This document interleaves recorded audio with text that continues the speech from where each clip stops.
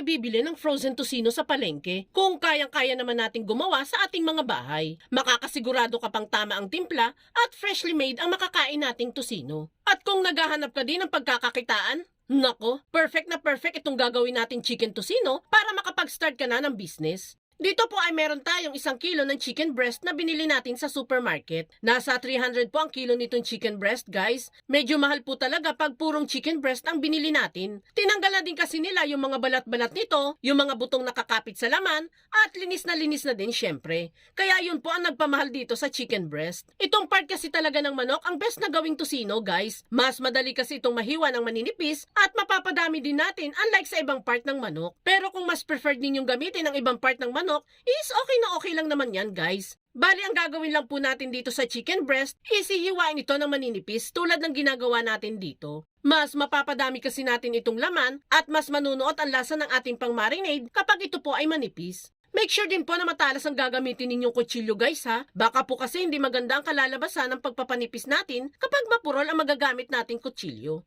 Ito na po lahat yung napanipis nating 1 kilo ng chicken breast. Next procedure naman na gagawin natin is yung paggawa ng pang-marinade nito. Una muna nating ilalagay dito is itong 1 1/4 cup lang ng soy sauce. Then saka natin isunod dito ang 3/4 cup ng ketchup. Bali, banana ketchup po ang binili natin dyan, guys. Isa yan sa magpapatamis at magbibigay kulay na din sa ating gagawing chicken tocino. Next na natin dyan ay itong 1 1/2 cup ng sigundang asukal. Kung hindi nyo po preferred ang medyo matamis na tocino, maaari nyo naman pong bawasan depende sa taste na gusto ninyo. Ito kasing asukal ang magiging natural preservative natin dito, which means mas tatagal ang shelf life ng ating marinated tocino kapag meron tayong asukal na ilalagay dito. At habang hinahalo-halo natin yan, gusto ko lang muna magpasalamat sa masusugid nating taga-subaybay. At ito ay sila Ma'am Lilibet Afable ng Quezon, Ma'am Mila Medina ng Marikina City, at si Sir Wilson Dacanay ng Pangasinan. Salamat lagi sa walang sawang panonood, Ma'am and Sir! Kapag natunaw na ang asukal dito, ay maaari na nating isunod ang estimated 2 tablespoon lang ng oyster sauce, 1 tablespoon ng pamintang pino, at estimated 1 tablespoon lang ng paprika. Kung wala naman po kayong mabilhan ng paprika, is okay lang naman po, guys. Optional lang naman po ang paglalagay niyan. Naglalagay lang tayo niyan para magkaroon lang ng konting smoky flavor ang ating tocino. Isunod na din natin dito itong pininong bawang. Bali, 2 buong bawang po ang pinino natin dyan para lasang-lasa talaga ang bawang dito sa ating tocino. Halo-haloin lang muna natin yan hanggang sa magsama-sama na ang mga sangkap.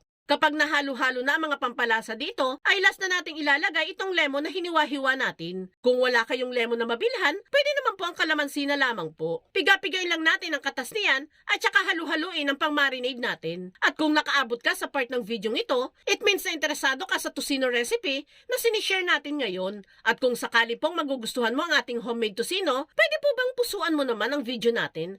At mag-iwan ka na din po ng comment na amazing chicken tocino recipe. Maraming salamat po!